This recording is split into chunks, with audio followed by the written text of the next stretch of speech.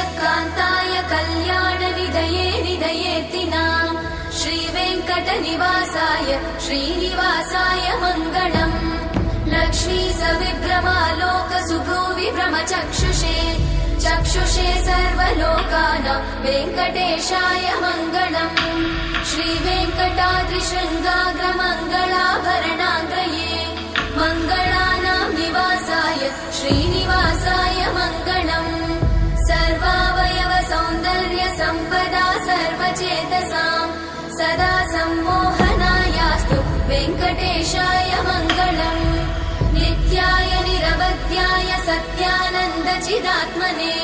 सर्वान्तरात्मने श्रीमद् वेङ्कटेशाय मङ्गलम् स्वतः सर्वविदे सर्वशक्तये सर्वशेषिने सुलभाय सुशीलाय वेङ्कटेशाय मङ्गलम्।